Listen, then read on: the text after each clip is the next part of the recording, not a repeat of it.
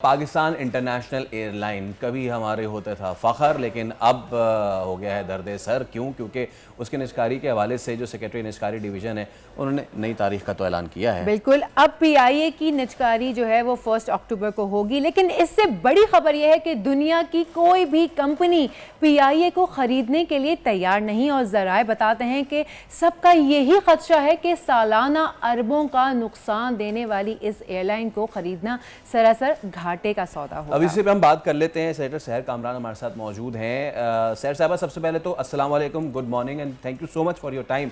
आप बड़ी वोकल रही हैं, उस कमेटी का हिस्सा भी हैं जिस वक्त ये तमाम तर चीज़ें डिस्कस हो रही थी।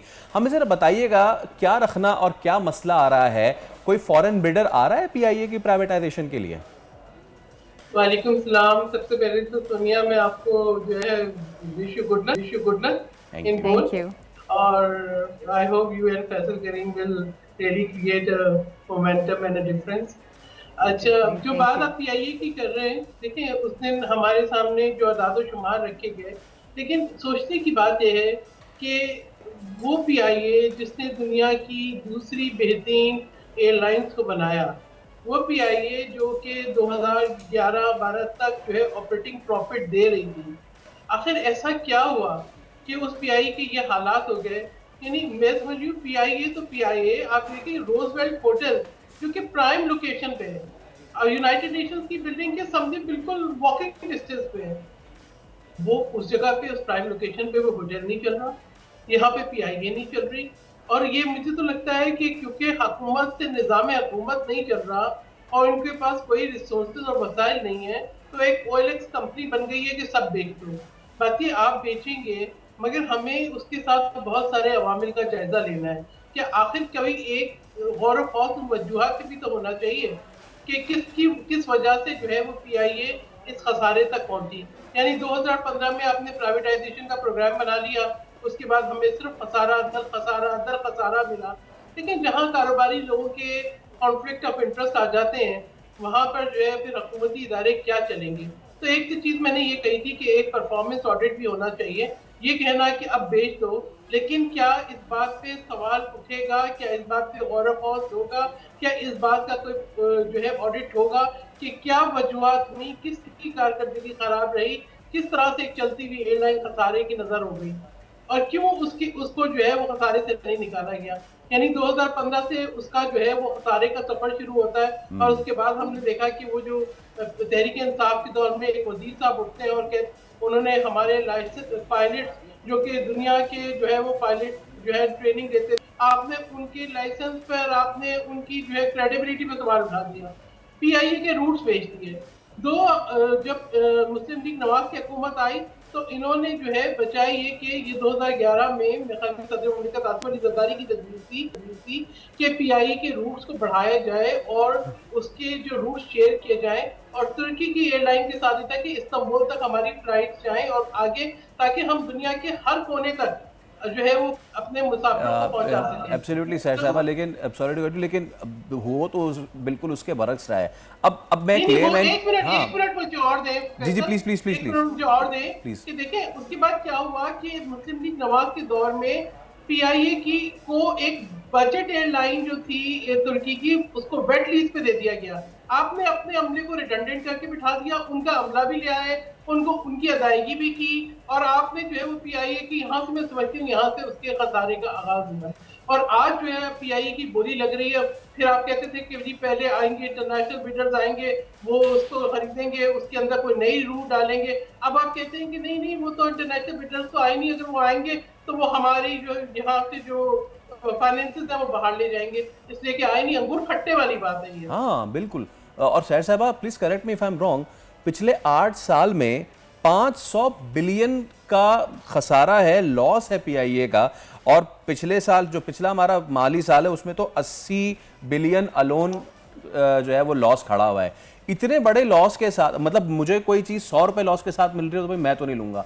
80 बिलियन, 500 बिलियन लायबिलिटी इतनी है, तो कोई कोई रोशनी की किरण नज़र आ रही है फॉरेन बिडर्स के लिए, या फिर हम समझें कि ये फिर मामला गड़बड़ है?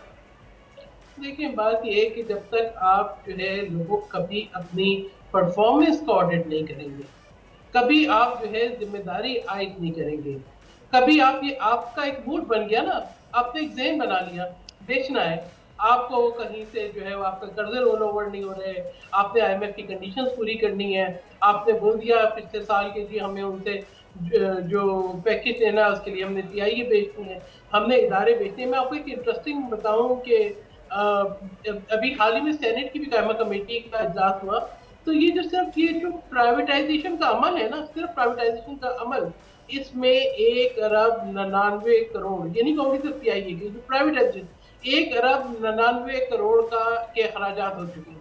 अब बताएं इसको जहन कबूल करता है? यानी मेरी सोच और मेरा जहन तो कबूल नहीं करता। अगर बाकी पाकिस्तान के अवाम का या आप लोग इसको एक्सेप्ट कर सकते हैं तो कर लें, लेकिन मुझे तो ये पूरा प्रोसेस जो है ना बड़ा एक वो लगता है बिल्कुल मैम, ये भी सुनने में आ रहा है कि ये बिल्कुल लाइव टेलीकास्ट होगा। जब इसकी बिडिंग हो रही होगी तो ये लाइव टेलीकास्ट होगा। उसके बाद 51% जो है वो देने को तैयार है PIA, उसके बावजूद जो है वो हमारे पास कोई इन्वेस्टर नहीं है। ये होगा क्या? मतलब हम मीडिया पे भी इस बात को इतना बता रहे हैं, तो मुझे तो लगता है जो आने वाला होगा वो भी अब वापस हो जाएगा। जब हम आम आवाम, आम पाकिस्तानी हम जब सुन रहे हैं तो हम शॉक में आ गए आपकी बात सुन के। तो कौन आके खरीदेगा, कौन इन्वेस्ट करेगा PIA पर? देखिए, जो बिजनेसमैन है ना, जिसका इंटरेस्ट है, उसको पता है कि एक एयरलाइन के क्या फायदे होते हैं, उनके रूट्स के क्या फायदे होते हैं। देखिए, क्या आप किसी को मोरद इल्जाम नहीं ठहराएंगे जिन्होंने रूट्स बेचे? ठीक है, अब आप मुझे बताएं कि प्राइवेट एयरलाइंस चल रही हैं, अब आपके जो खरीदार हैं वो खरीदार भी है जी, फ्लाई जना होगा, एयर ब्लू होगा, आरिफ हबीब ग्रुप होगा। अगर मतलब इसका मतलब है कि वो चला लेंगे, ठीक है, एक पाकिस्तान नहीं चला सकता। और हमारे जितने भी प्रोफेशनल्स हैं, मैंने तो यही कहा था कि अगर सबसे मेरे ख्याल में बेहतर ही होगा कि आप अपनी ब्यूरोक्रेसी को प्राइवेटाइज कर दें, जो अपनी परफॉर्मेंस दिखाने में, अपनी जिम्मेदारियां पूरी करने में जो है वो के काबिल नहीं है, उसमें नाकाम है, उनको प्राइवेटाइज कर दें। बजाय ये कि आप अपने हर इदारे को प्राइवेटाइज करें। देखिए, आपका नेशनल कैरियर होता है, आपका फ्लैग कैरियर होता है।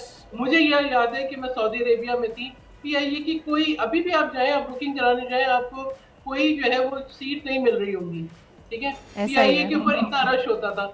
मुझे याद है मैं 2012 में आई हूँ यहाँ पे, लेकिन हम लोग सिफारिशें करते थे कि जी PIA में सीट मिल जाए, डायरेक्ट फ्लाइट है। डायरेक्ट फ्लाइट जो है वो आपको, यानी ये तो एक सोचा समझा मंसूबा था जिसके ऊपर 2 हुकूमतों के अंदर ये गौर किया गया।